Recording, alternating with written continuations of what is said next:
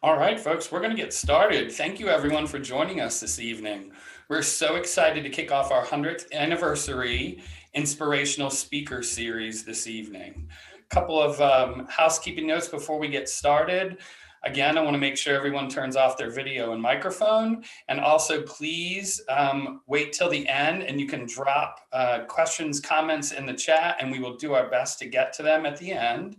I want to make sure that we recognize our sponsors for tonight's presentation. Thank you to Business Your Way and AES Clean Energy for their sponsorship of the 100th anniversary series here at the Chamber. If you have any interest in adding your name to that growing list of sponsors, please reach out to me directly and we can talk about what that looks like. So without further ado, we are going to get right with it this evening. Marianne is going to join us and introduce our fantastic speaker for the evening. Thank you, Carlton. I am so excited and really, truly honored to introduce Sara Hastreiter tonight. She grew up in the great state of Wyoming, and she received her undergraduate degree from the University of Wyoming and is a current resident of Jackson Hole. For the past 11 years, she's lived, worked, and traveled to over 55 countries as a professional ocean racer, a mountaineer, and a humanitarian. After the recent loss of her ocean racing Olympic campaign, Sara pivoted to working on her graduate degree and is currently studying organizational and performance psychology at Harvard. So she's already impressed me beyond limits, and you haven't even gotten to know her yet. In parallel with her ocean racing career, Sara spent the past 4 years working on a world first record to be the first female and only the second person to sail the 7 oceans and climb the highest peak on each continent. And after having sailed every ocean, Sara has climbed 3 of the 7 summits, narrowly missing the 4th summit of Denali in 2019, turning around at 19,000 feet, only maybe, I'm not sure, but I think it was only about 1,200 feet from the summit due to a lung infection. And the fact is, this one incident, because I had not met Sara in person yet, we just knew each other through social media, and she was going to lead, and she did lead, our Everest Base Camp trek in October of 2019. And when she turned around, which I know is such a difficult thing to do, I thought, I love this woman. She has incredible integrity to put the lives of her team members ahead of her own desire to, and I know it's a burning desire too, to reach that summit. And she, from that moment on, had all my admiration. You know, she recently won the 2020 Rocky Mountain Athlete of the Year and was featured on a documentary, No Ordinary Women. And is a world speed record holder with all her female teammates, Team SCA in the Volvo Ocean Race. And she's been featured in high-profile publications in the US and around the world. After having sailed the equivalent of six laps of the planet, Sara's current ambitions include focusing on her graduate studies, her continued humanitarian collaborations, to find partnership to finish her monumental 7 Seas, 7 Summits world record attempt, and to continue to share her journey and inspire the next generation. And I will tell you, after having followed her to Everest Base Camp, where she taught me how to breathe so I don't die at 17,000 feet. She has all my admiration and support, and I am so delighted that you guys were able to join us tonight because she is a rock star. Sara. Thank you, Marianne. Thank you, everyone, for having me here today. As Marianne mentioned, I've been a professional sailor and humanitarian for the past 11 years. I've raced across every ocean on the planet and around the world with the all-female crew, Team SCA, in the Volvo Ocean Race. And I've competed in almost every other race in the world with a mixed gender crews. And then the surface area that I haven't covered by boat, I've set about exploring through climbing. And for the past 4 years, I've been working towards the world record that Marianne mentioned, to sail the 7 seas and climb the highest peak on each continent. And now I'm studying psychology of the things that I believe I intrinsically know from my career, but expanding that knowledge base with a scientific understanding. And this is a brief video just to give you guys kind of like a visual indication of what I've been up to for the past 11 years. My name is Sara Hastreiter. I'm a professional sailor and adventurer.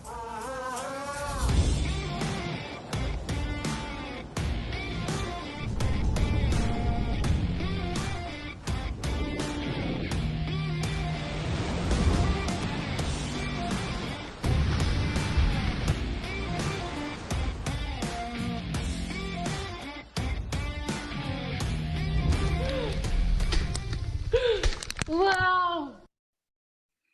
I always get very excited when I'm dropped into a crevasse, but you might be wondering what exactly can be shared between an athlete in the world's most extreme environments and the business world. And I believe the short answer is everything.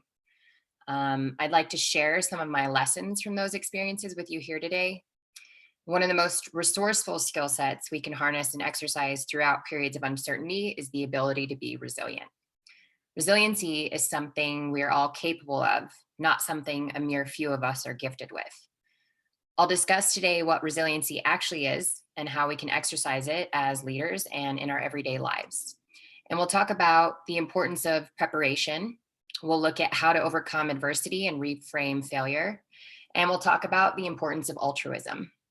And hopefully in between, I can entertain you a bit by sharing with you some of the amazing stories from my around the world adventures.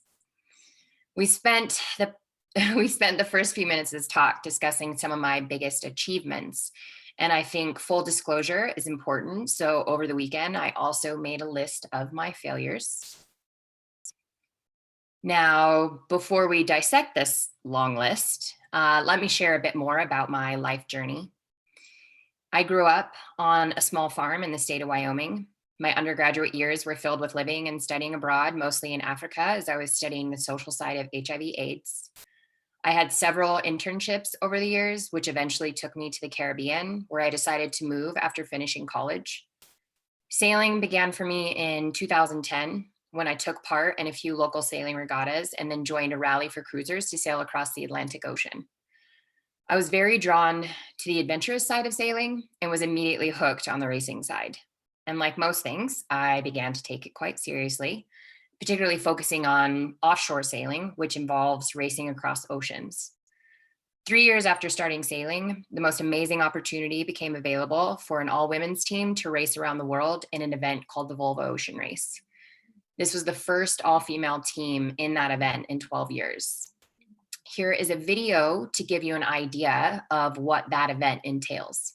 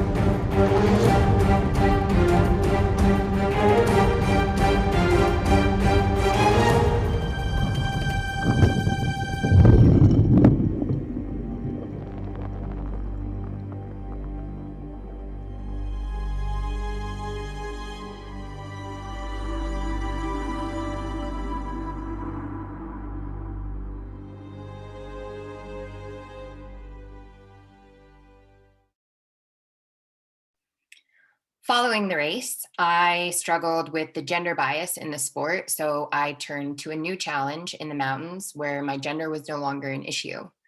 Initially, I had wanted to train for and climb Mount Everest, and over time, that ambition grew into the world record I've been working on. After several years of interchanging climbing and sailing, I was presented with an opportunity to have an Olympic sailing campaign. And it was an amazing opportunity to continue my athletic narrative, to continue to sail professionally, and to save money to finish my world record project. I'll explain in a little bit how all of that led to me studying psychology at Harvard. I have found it fascinating throughout my sports career that the environments I've existed in are a microcosm of the rest of the world, and the extreme nature of the setting accelerates the rate at which we encounter the dynamic challenges of high performance in difficult settings. Sailing and living in incredibly small spaces with relative strangers for weeks on end in a physically and mentally challenging environment also help to speed up this process. The understanding of organizational dynamics is something that has evolved for me over the years, and something I find continuously needs attention and adaptation due to the nature of change. Speaking of change, did anyone visit 2020?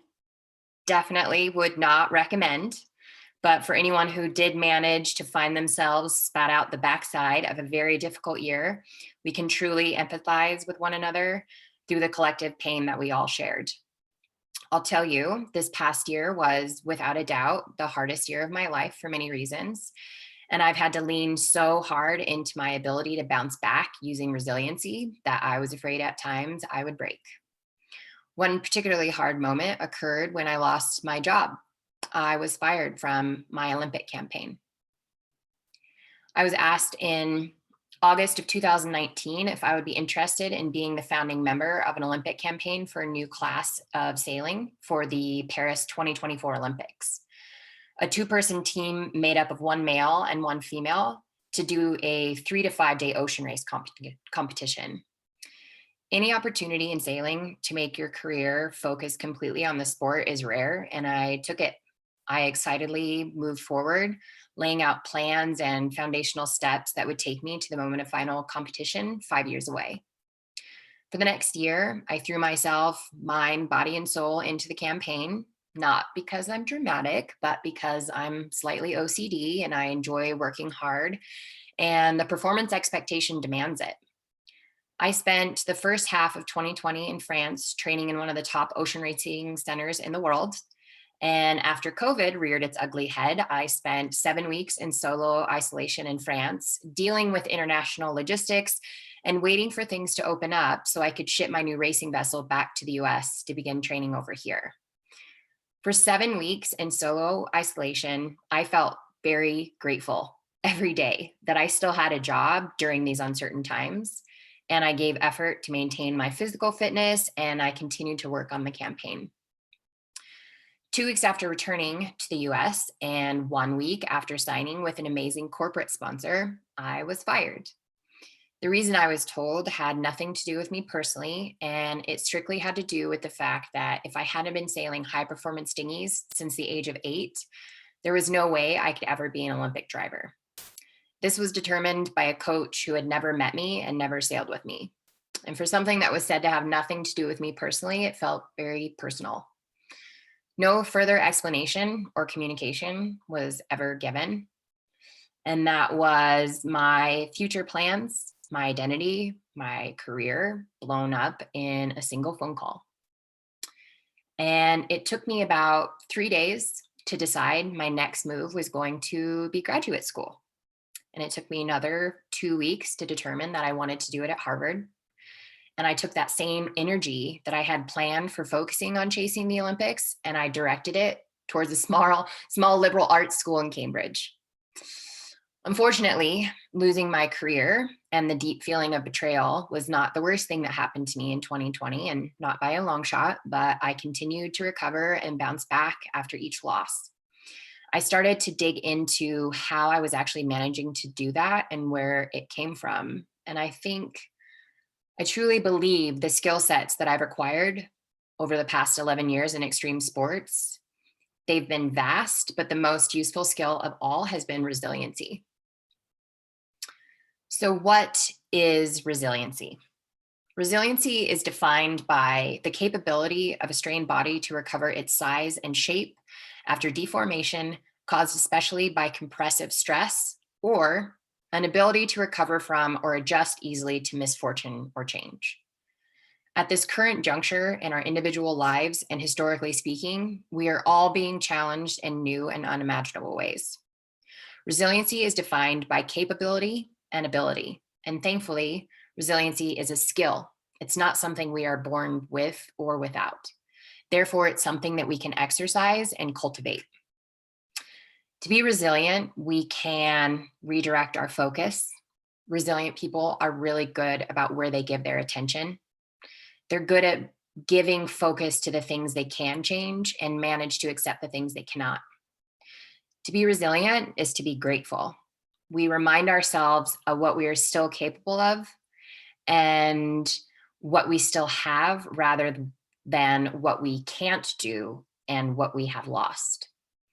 In psychology, we talk about the uselessness of counterfactual thinking, where we focus on a past event or a current situation and we change the facts so we can dwell on what else could have been. And I feel like this is particularly detrimental during a worldwide pandemic. A quote that I really love about resiliency is, "Do not lose what you have to what you have lost." To be resilient is to be realistic, flexible, optimistic, to bend and not break. Only a resilient leader can build a resilient company. Resilient leaders share failures and accept their margin of those failures. They seek feedback. And I have a few questions for you guys to mull over personally, and if we have time at the end, we can come back to it. But during this period of crisis, what do you think as a leader others need to see from you? And now that COVID-19 is feeling more like a marathon than a sprint, what are some qualities and strengths that you're utilizing that you can share within your organization to help push through this difficult time together? I've personally learned that red wine helps. Now we're going to talk about real and potential challenges. Hope for the best, plan for the worst. Resiliency isn't just about recovering from the unexpected. We cultivate resiliency by planning for, visualizing, and preparing for potential pitfalls. We cannot pretend to be surprised when things don't go as planned. So during the planning stages of a journey or a business endeavor, we need to imagine the things that can go wrong.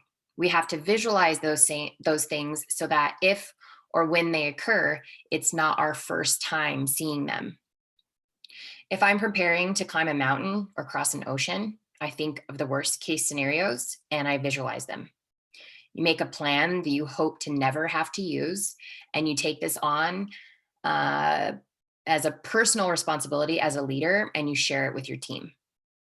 Now, has anyone ever heard of the phrase, prior preparation prevents piss poor performance?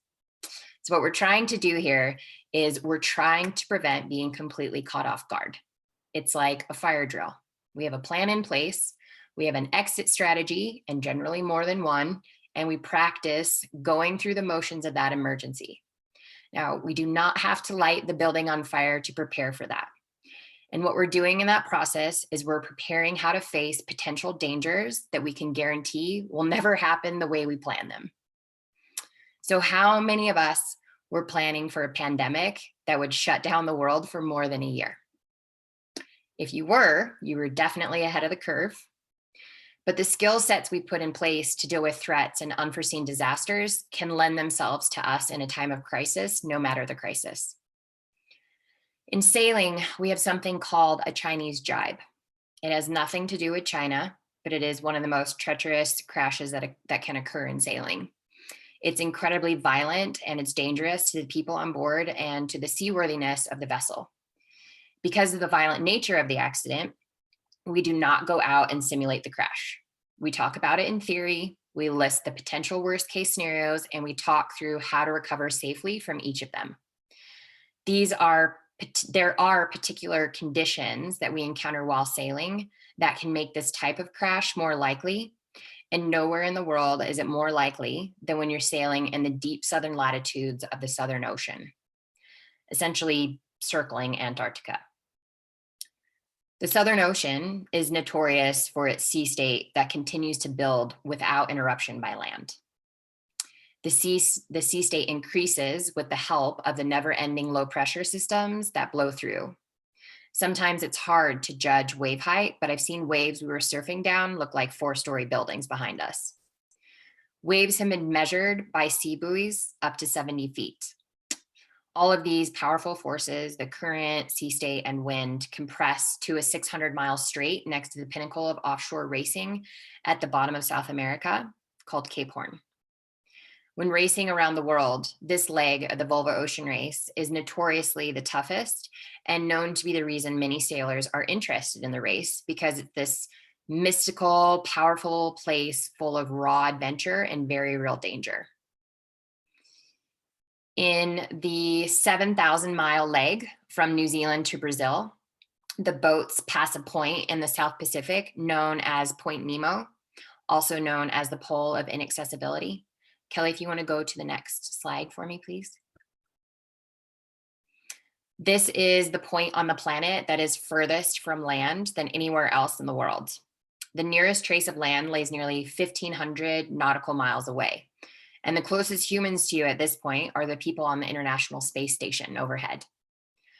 Depending where the other competitors are, if something happens to you, you're on your own, and rescue is most likely a week out by ship. This is, of course, the place that my team decided to have our one and only Chinese tribe in the race. When we prepared for this leg with Team SCA, our goal was to keep our boat and each other in one piece. We knew we wouldn't be able to push as hard as the more experienced men on the other boats, but with the rate of attrition in the Southern Ocean, we knew if we could just finish that we would possibly have the chance to beat some of the other teams. We couldn't have known at the time how hard it would be just to finish the leg.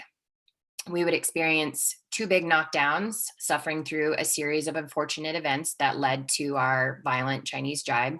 And later, just 2 days from the finish, we had an accident with a whale, a sunfish, and a shark in a matter of hours, which is the second crash that you'll see in this video.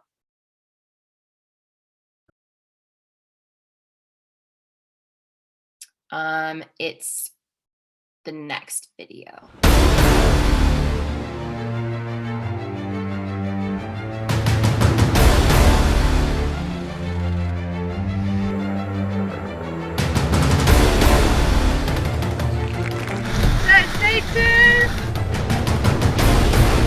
Leaving New Zealand behind us and heading out into the Southern Ocean.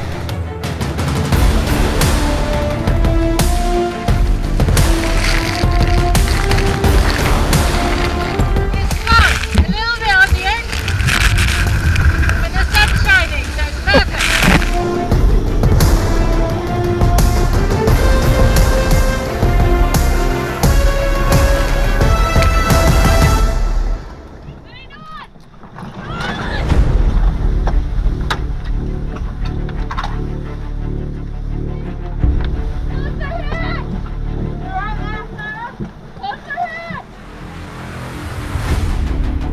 Up our throw, not just ripped it but blown it up, and it landed in the water, so we had all hands on deck. We had to drop the mainsail, get the boat under control. It's all going to be good.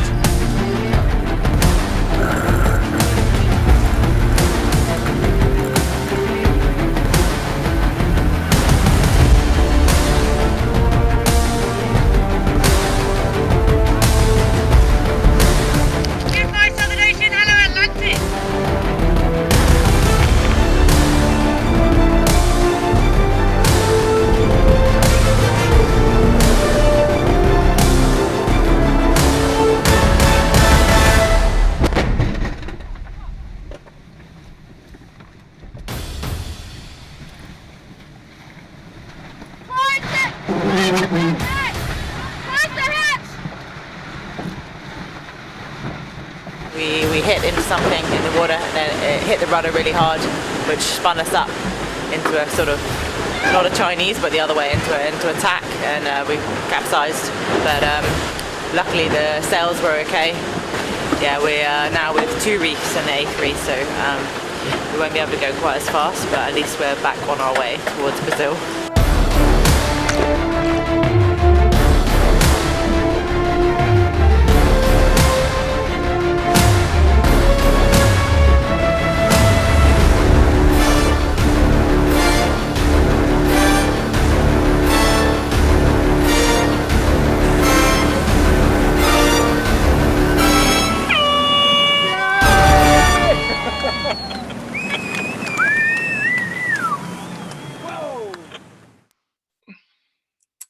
We learned a lot during the Southern Ocean that could only be talked about theoretically until it actually happened.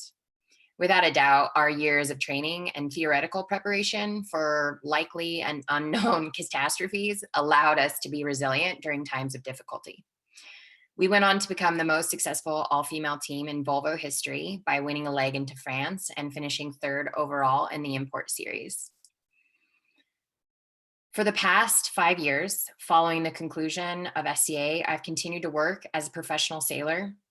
Early on, when it looked like there may not be a place for women in the following Volvo race, I knew I would not be satisfied if I did not have a big goal, something as challenging and as significant as the race had been to me. So I wondered what on earth could possibly be as challenging as taking on the Everest of sailing. After a trip trekking through the Khumbu Valley in Nepal, I concluded that Everest should be my next big scary goal. I looked at how I might accomplish this and broke it down over a 2-year training period. And I decided to use some of the other peaks in the 7 summits as training climbs. After taking a step back and looking at what I had accomplished and what potential there was, it organically became a much bigger project, sailing 7 seas and climbing the 7 summits. One other person in human history has accomplished this, and no females. At this point, I have climbed 3 of the 7 summits and completed the 7 seas. And I attempted a 4th peak in 2019, Denali, but failed to reach the summit, turning around at 19,000 feet, or halfway through our final summit day. It took me 3 years to reach the moment, and I turned around with 1,300 feet left. So yes, Marianne, when you said 1,200 feet earlier, you're very close. The mountain will have to be climbed again and summited to count toward the world record, and that's okay, because I learned a lot from that failure. Resiliency helped me reframe my failure and move on. So reframing failures. When you're not winning, you're learning. With this attitude, no failure is ever a true loss. This is not to say that failures don't sting. True failures are absolutely heartbreaking. But to err is human, and what's important is what you choose to learn from them. I spent a year after knee surgery training for my toughest mountain to date, Denali, the highest peak in North America. The 2 years of climbing before were also a progression in gaining the skills needed to climb Denali. It's notoriously tough for several reasons. It's a self-supported mountain, so you're carrying everything you personally need for a 30-day expedition without the aid of yaks, mules, or porters. I was carrying around 120 pounds worth of kit between my backpack and a sled attached to my waist. The summit rate on Denali is less than 50%, with the intense weather systems and small summit windows closing out many summit bids. Many go back more than once without a successful summit. I admit I was incredibly intimidated by this mountain, mostly because of the expected intense cold. It generally has temperatures colder than Everest, the snow camping, and the incredible heavy loads we would have to carry. I was strong, but I needed to have a different level of fitness than I had ever had before for any of the other peaks. After 17 days of climbing, we finally had our weather window, and we set out from camp at 14,000 feet to make the difficult trek up to high camp. Immediately after leaving camp, I started feeling very ill, and I wasn't entirely sure what was going on. I started to feel extremely dizzy and nauseous and was beginning to struggle to breathe. Each of my lungs felt like they were filled with sand, and I could not, for the life of me, take a deep breath. Pressure breathing is really important at altitude, and without being able to take a deep breath, I wasn't able to do this.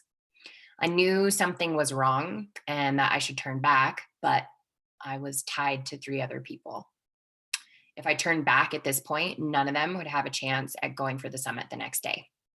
So I sucked it up and I pushed through the hardest sporting day I've ever experienced. I felt like I was drowning and I wasn't sure I would be able to go for the summit the next day. When we stumbled into camp, we still had to break through the icy crust in the snow to dig out tent platforms. I made sure to hydrate really well, top up on sodium, and ate as much as I could force down. I had an inclination that it wasn't altitude sickness because I never had a headache, but I didn't know what was happening at the time. We woke up early on summit morning, around 5 a.m., and we set out to leave camp at 8. I felt great until we started moving. The temperature was close to -20, and I was sweating. We'd already talked about the logistics should I need to turn around on summit day, and I made sure it wouldn't affect the summit attempts of others. As we began the traverse of the Autobahn, named so because if you fall, you'll be traveling too fast to arrest your fall, I knew I should not continue for the day. Whatever had started the day before was still present in my lungs, and I asked to turn around. Unfortunately, this traverse is very steep and dangerous, as you can see in the photo, and I had to keep pushing for hours just to reach a safe place to turn around. In this photo, you will find a face covered in frost, zinc, snot, suffering, and a hearty smearing of defeat. This is our first break on summit day after the Autobahn, and I knew that the illness and exhaustion I'd felt the day before was wearing me down. And like 20 to 30 minutes after this photo was taken, I made the decision to turn around. I'd never felt so empty. It didn't feel like a choice because you have to be responsible for going up and coming down safely. And part of that is knowing when your reserves only have enough to get you back. After 18 days, I'd climbed 24,000 feet to reach this point because of the logistics of how you climb Denali. And I had pushed through excruciating pain, blisters, a partially torn MCL, bitter cold, and the unfortunate incident when my entire urine bottle slowly emptied itself overnight into my sleeping bag. It's painful to acknowledge what turning around 1,300 feet from the summit means in terms of coming back and climbing the mountain all over again and enduring a whole new set of potential pitfalls. We're all familiar with the fact that performance, results, and failures do not always reflect effort. Neither do all achievements. As someone who has tried and failed and tried and succeeded at many endeavors, I can tell you that the line between failure and success is often as thin as a knife edge. Many people in this room can understand that the end result is generally the only thing that people see, but that excludes the story of the journey. Reframing failure involves acknowledging when to put your hand up, to own your mistakes and acknowledge where you failed. Then forgive yourself and forgive others for their equal fallibility, let it go, and move on. Failure can be a catalyst for growth. It doesn't have to be defined by what went wrong. Shift your focus to what went right. On Denali, it wasn't that I didn't prepare well enough or that I didn't try as hard as I could. I did what I could as a teammate in getting to 17,000 feet so others could have the chance to summit. And in the end, I couldn't pull through for myself. I developed a chest infection, which in turn created pneumonia in my lungs. And I worried that I wouldn't be able to forgive myself for not summiting, or that others, including my sponsors, would be disappointed. And the opposite happened.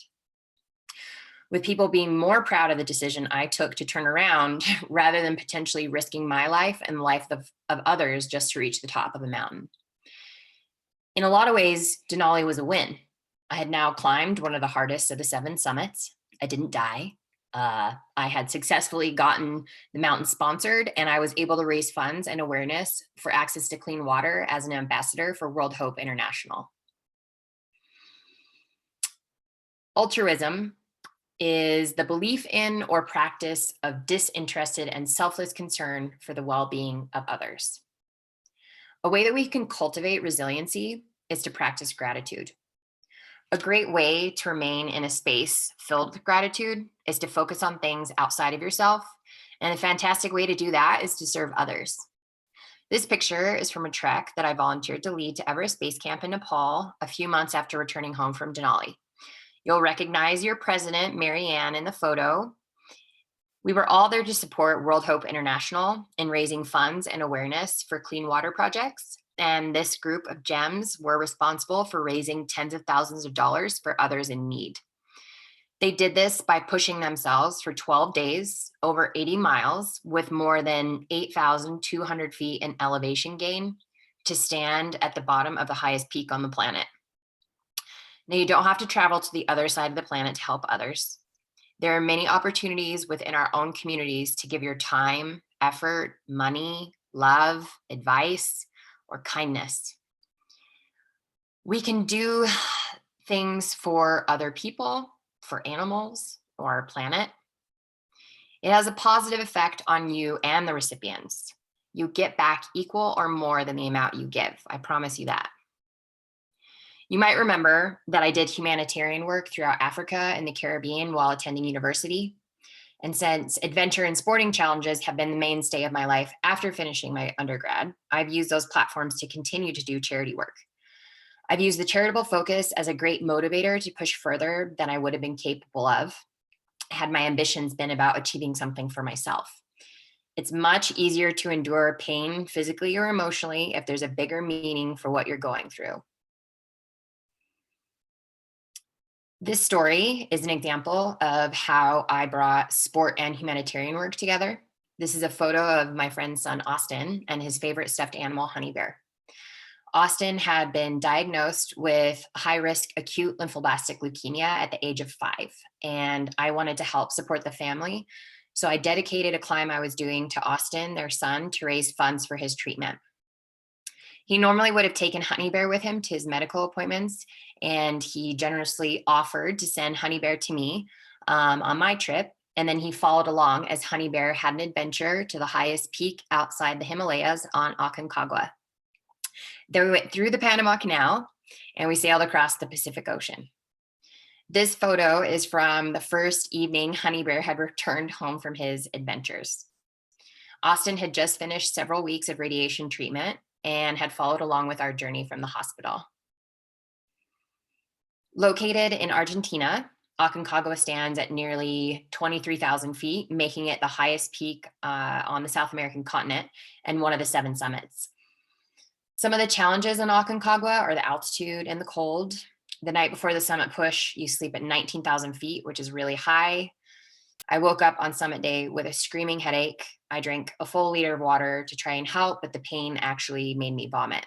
Not ideal because you lose all that precious hydration.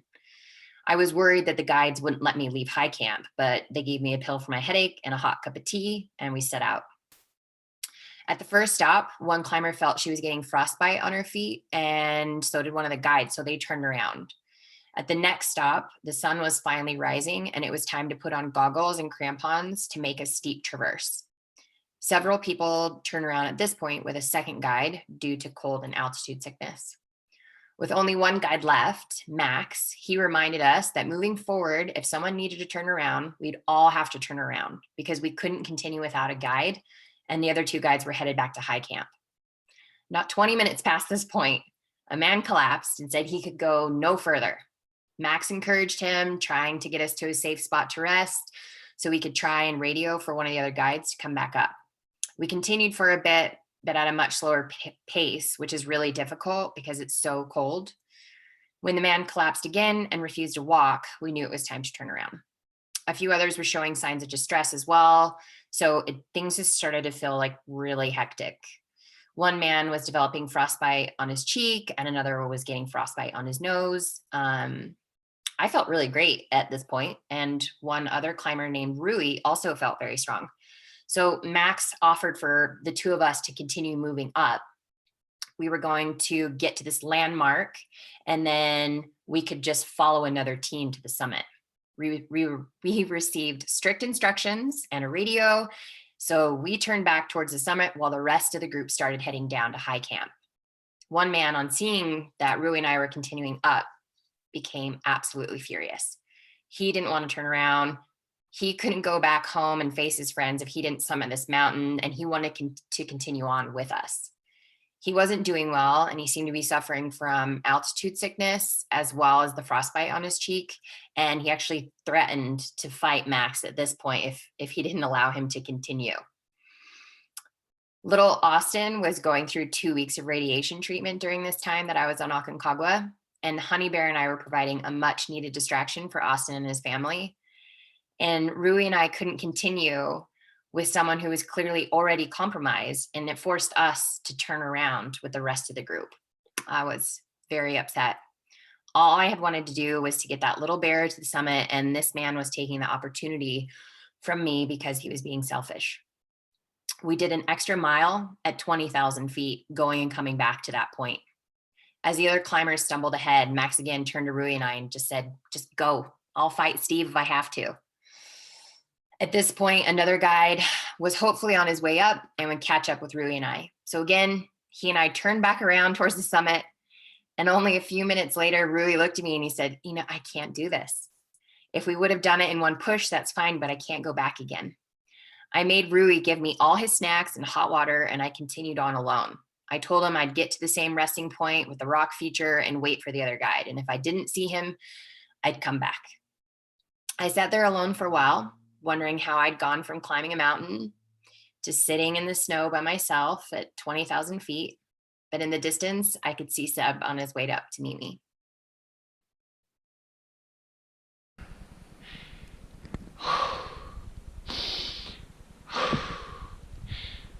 Okay. I think I started with like 14 other people and then by myself.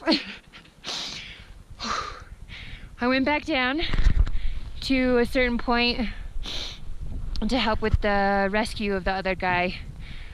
And then another guide came.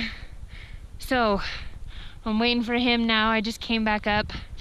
One of the other guys was gonna come with me, and then he decided it was too much. So he gave me his candy and his hot water, which is good because I'm out of hot water. And here comes Seba. So it'll just be me and him. I'm gonna try to get some hot water out for us. Maybe some Snickers if they're not frozen. Whew, all right. Another 3 hours up. We'll see. I don't know. It's been a big day. Shit.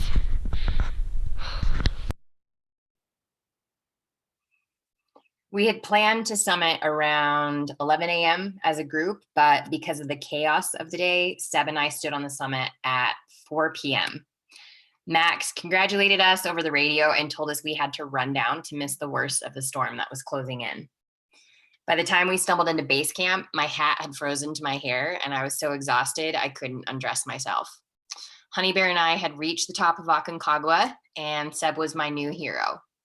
Without a doubt, there's no way I could have done what I did that day had I not had a greater purpose. We all pushed that day for Austin and his family.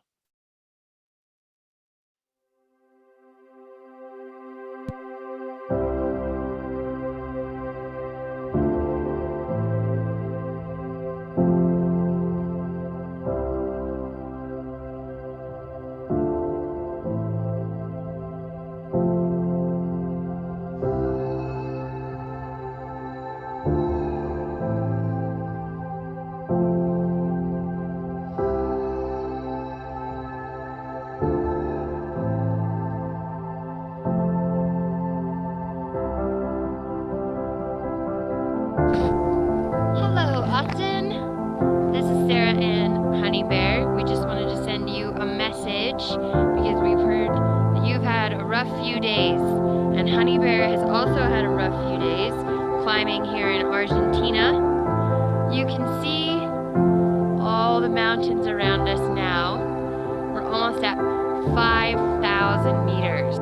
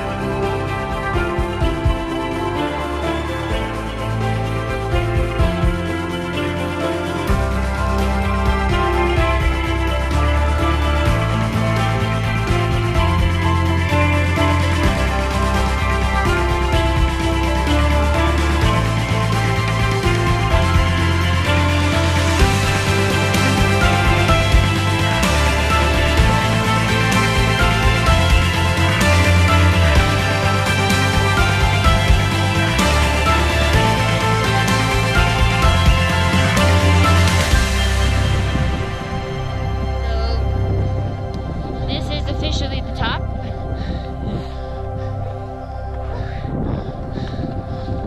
Which is amazing. I'm crying, of course. Fucking big day. Sorry for the F-bomb. But there's people who have hard days every day. Little kids like the one that Honey Bear belongs to, Austin. So I'm really glad we can make it to the top for him and for everyone else. Wow, big day. Thanks, Seb. You're welcome. Whew. Is yours? Yeah. Be careful.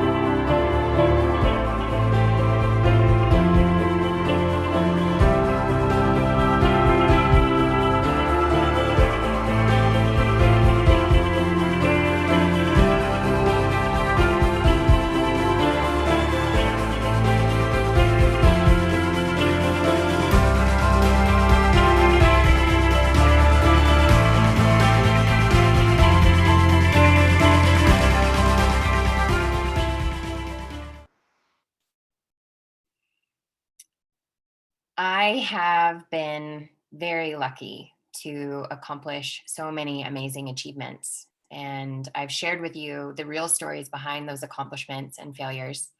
You see how precariously close many of those things were to failing or even succeeding. The difficult parts have kept me humble and eternally grateful. Hopefully, you've all learned a few things from me today about resiliency and how to practice it in your own lives, so you have it as a skill set for when we inevitably face new challenges. Thank you again for having me today. I'm grateful to have the opportunity to share my journey.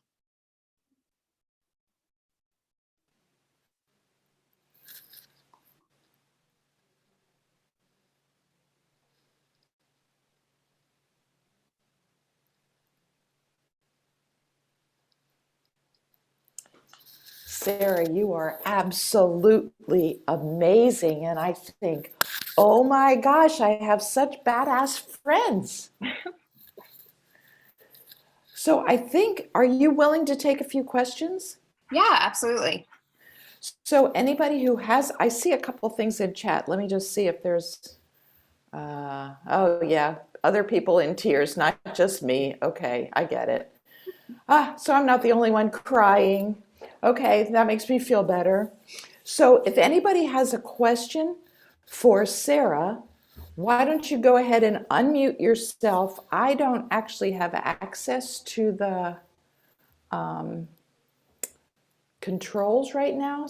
So go ahead and unmute yourself and ask Sarah whatever question you have. Or feel free to pop it in the chat too. We can read them from there.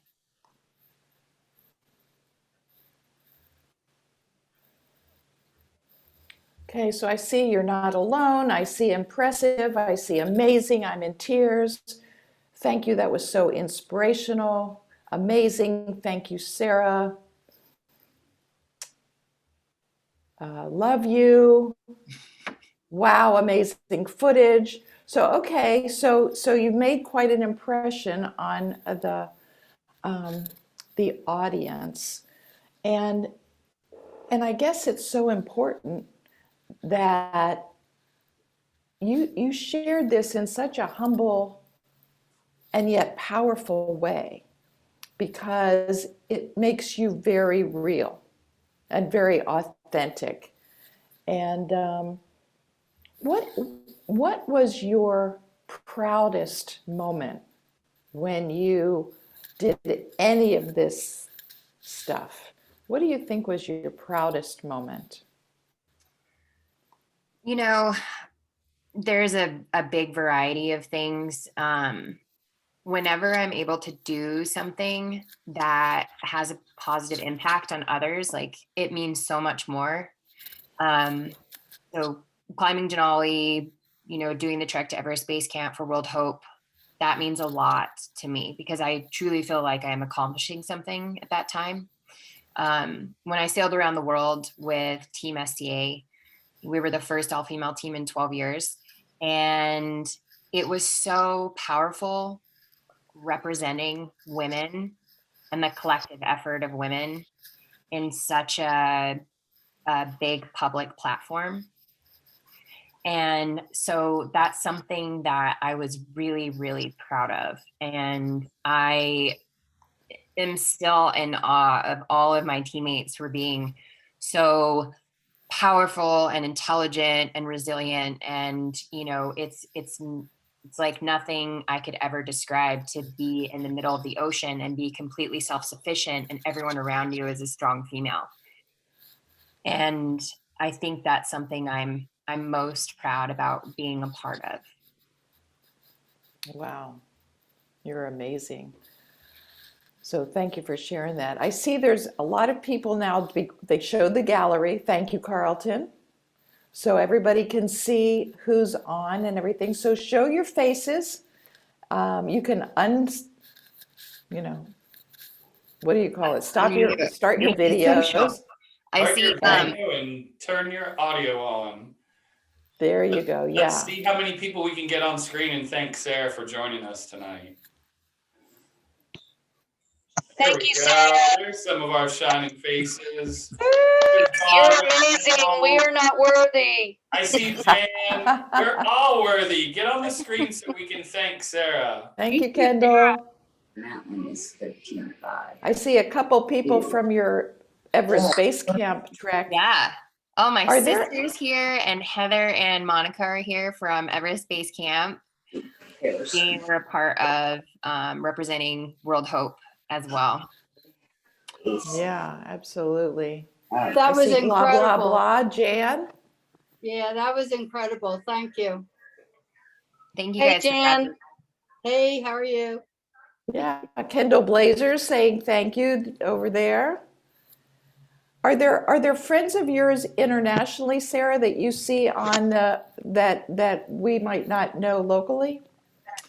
I think we have some people from sailing, but I don't know where they're from. Okay.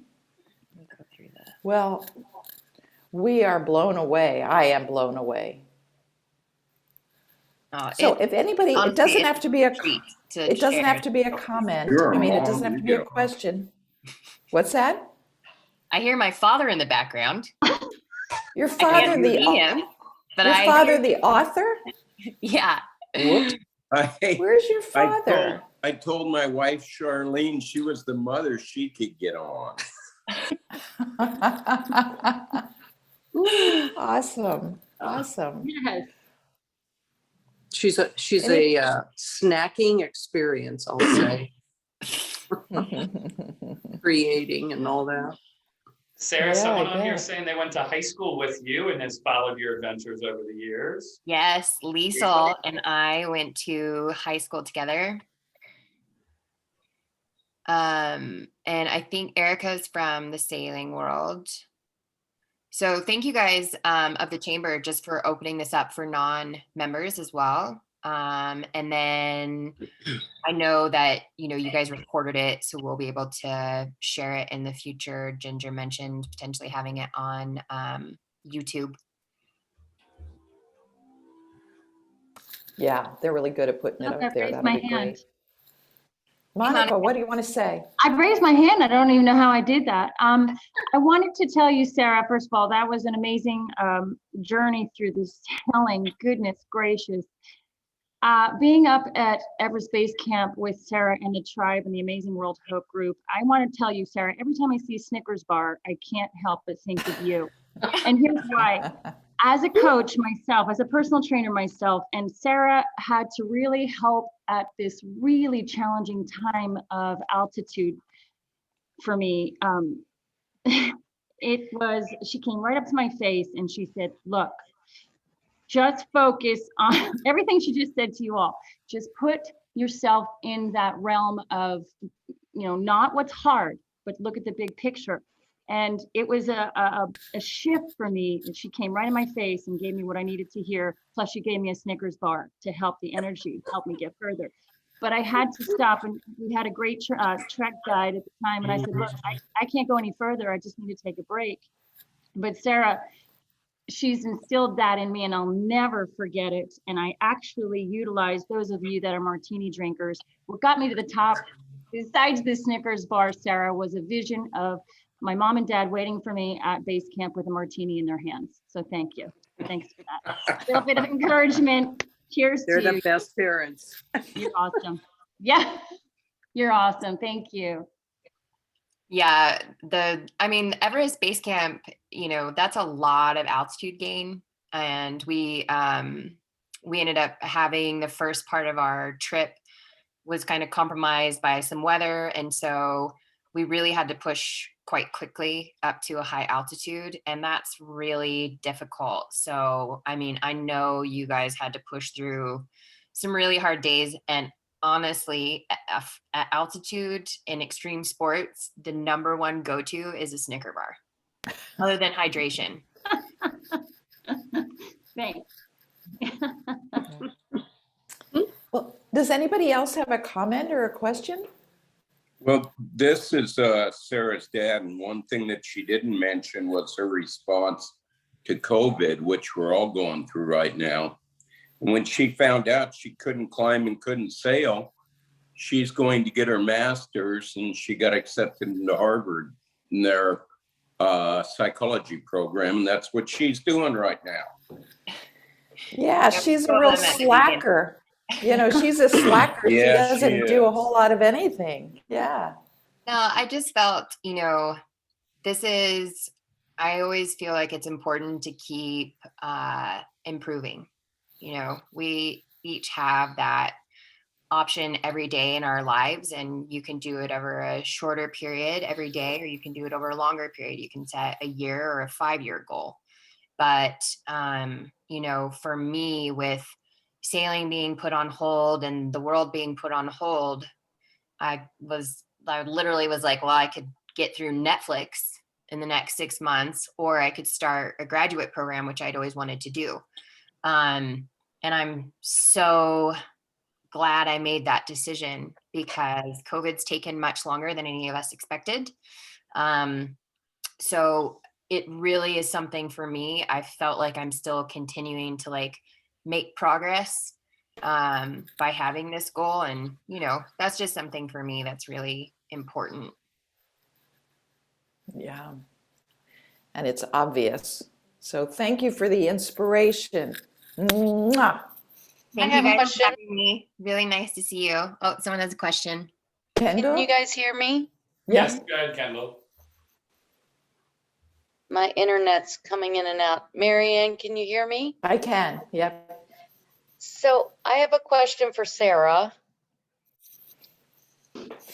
When you have felt at different points defeated, and has the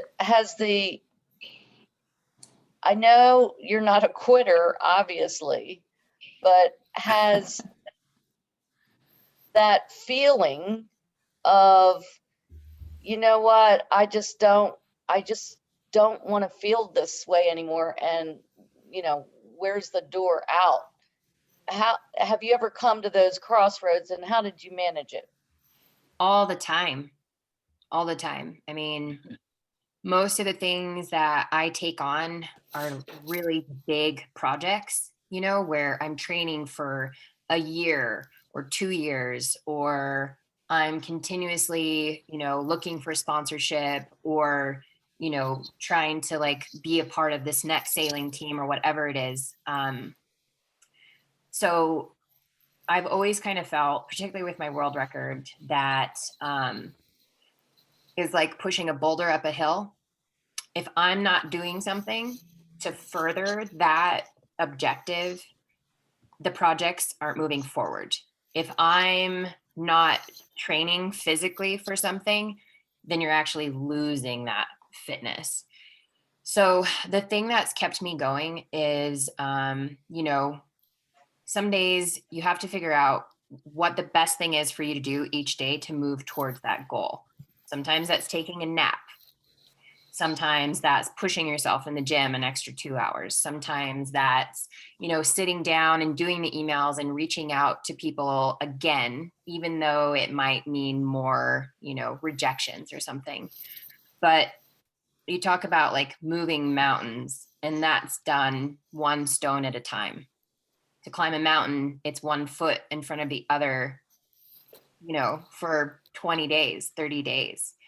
And so nothing is ever accomplished that's worth it unless it's done kind of step by step.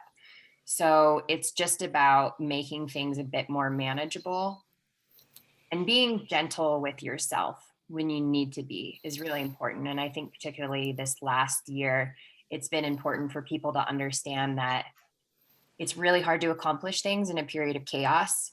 And so, staying healthy mentally has been, I think, an achievement enough for a lot of people in the past year. And it's been a real struggle with the things that have happened.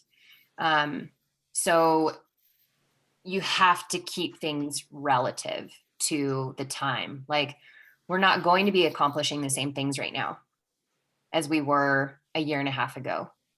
So you have to, be gentle and modify those expectations, because otherwise it's just too much. Thank you so much. So appreciate you. And good luck to you with your studies. I know you'll rock it. Great words of advice. Thank you, Sara. So before we end this evening, I want to thank one more time. Speaking of sponsors, we have to thank our sponsors again for this evening.